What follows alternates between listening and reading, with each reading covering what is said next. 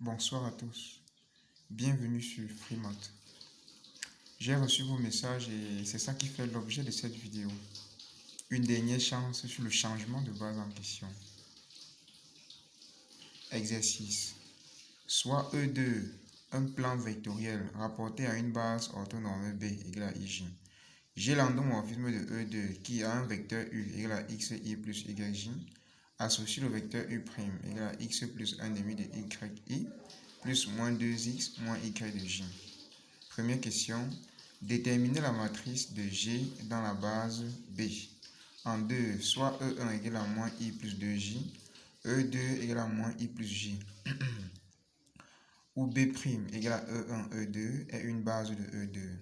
En 2, petit 1, donner la matrice de G dans B' égale à E1, E2. Voici le changement de base en question. Ok, solution.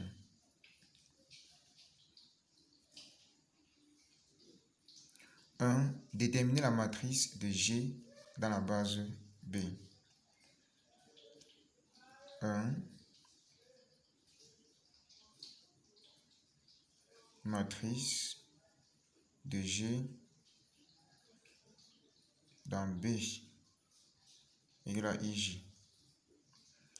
On veut la matrice de G dans B égale à IJ. Le but de cette question est de trouver G de I en fonction de I et de J. G de J en fonction de I et de J, c'est-à-dire G de I égale à alpha 1 I plus alpha 2 J. Et trouver également G de J égale bêta 1i plus bêta 2 J. Alpha 1, alpha 2, bêta 1, bêta 2 pris dans R. Alors, comment trouver G de I en fonction de I et de J et G de J en fonction de I et de J? On a U égale à XI plus YJ. G, c'est l'endomorphisme de E2 qui a un vecteur U égale à XI plus YJ associé le vecteur U' égale à X plus 1 demi de YI plus moins 2X moins Y de J. En fait, on va utiliser ces deux vecteurs U et U'. On a U égale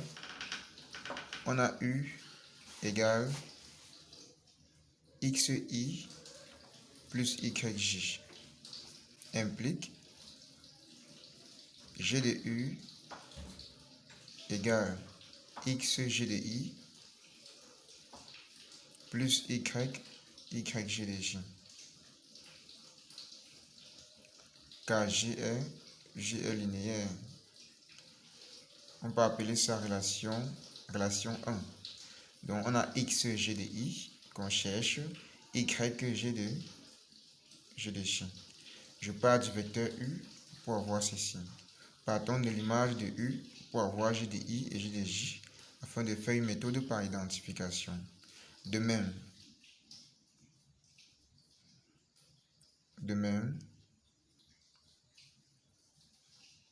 U'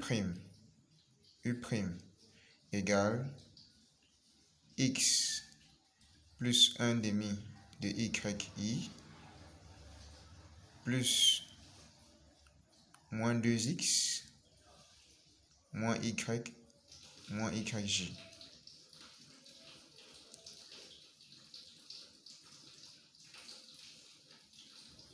Égale, je fais entrer I, ça fait XI plus 1 demi de YI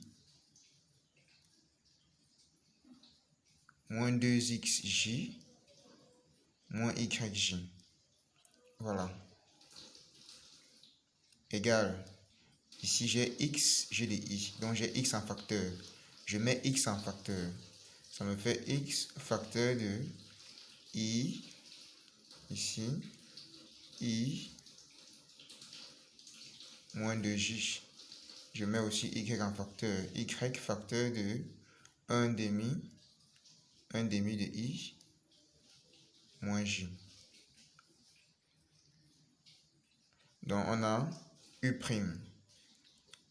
U' égale à G de U, égale à X facteur de I moins 2J plus Y facteur de 1 demi de I moins J. Appelons ça 2. On a G de U égale à X G de I plus Y G de J. Le même G de U égale à X facteur de I moins 2J plus Y facteur de 1 demi de I moins J. On comprend que par identification, G de I accroché à X, c'est I moins 2J, et G de J accroché à Y égale à 1 demi de I moins J. Donc, par identification,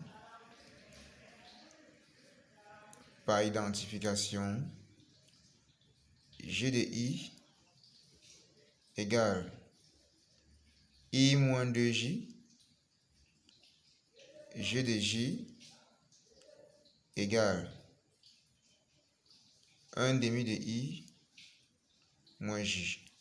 D'où la matrice A de G dans la base B égale à IJ est, appelons A cette matrice, est G de I verticalement 1 moins 2, G de J toujours verticalement 1 demi moins 1. Voici la matrice A de G dans la base B égale à I égale à IJ. Question numéro 2. Question numéro 2. Donnez la matrice de G dans B' égale à E1, E2. Donc, 2,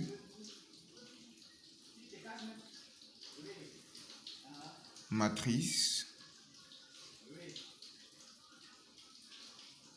de G dans B' égale à E1, E1, E2. Le but de ce genre de question est déjà connu. Ici, le but est de trouver G de E1, comme toujours, égale A1, E1 plus A2, E2 et trouver également G de E2 égale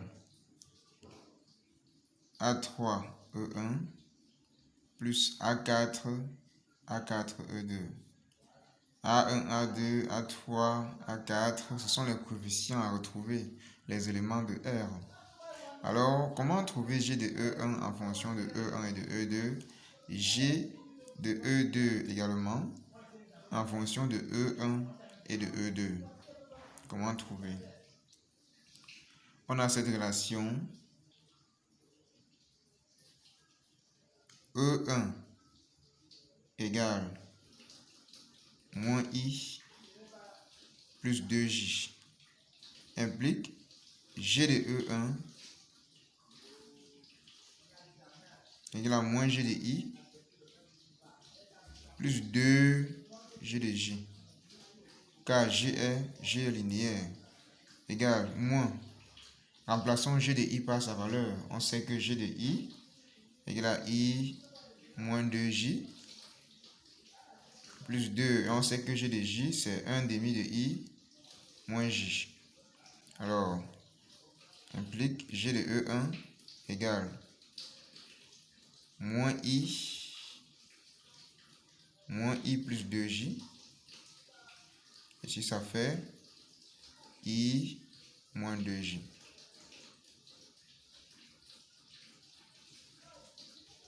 Donc, G de E1 moins I plus I, 0. 2J moins 2J, 0. Donc, c'est 0 E1 plus 0 E2. On a bien G de E1 en fonction de E1 et de E2. Le premier point est terminé. Trouvons maintenant G de E2 en fonction de E1 et de E2.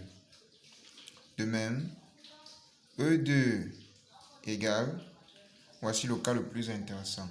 E2 égale moins I plus J implique G de E2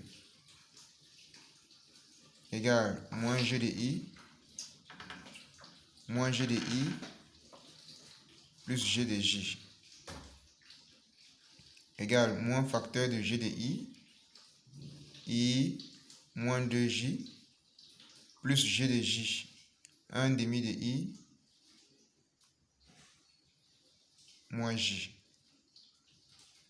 égale moins I plus 2J plus 1 demi de I moins J égale, voilà, moins I plus 1 demi de I moins 1 demi de I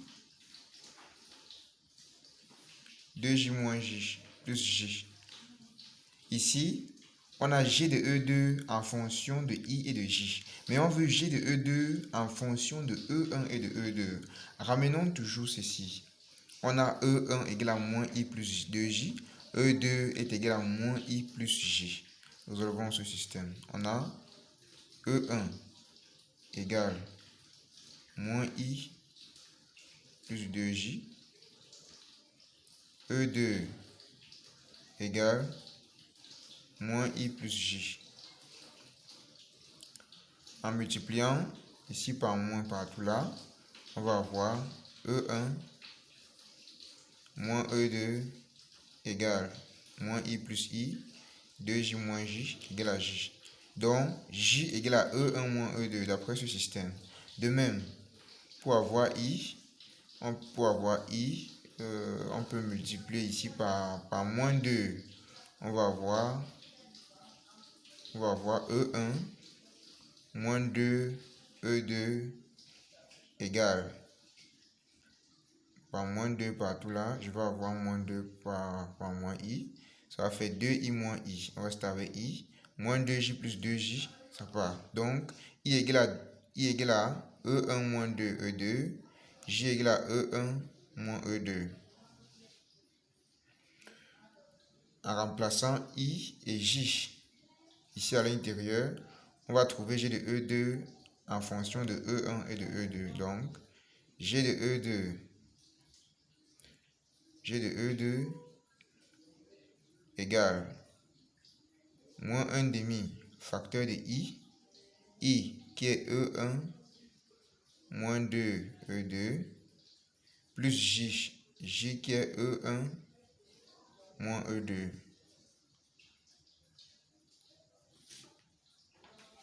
Ok. Égale moins 1 demi de E1 plus E2, 1 demi fois moins 2E, moins 1 demi fois moins 2E, c'est avec E2, plus E1, moins E2, égale moins 1 demi de E1 plus E1. Ça fait 2 moins 1. 1 demi de E1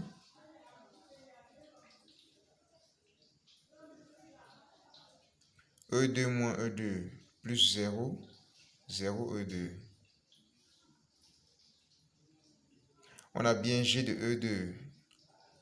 On a bien G de E2 en fonction de E1 et de E2.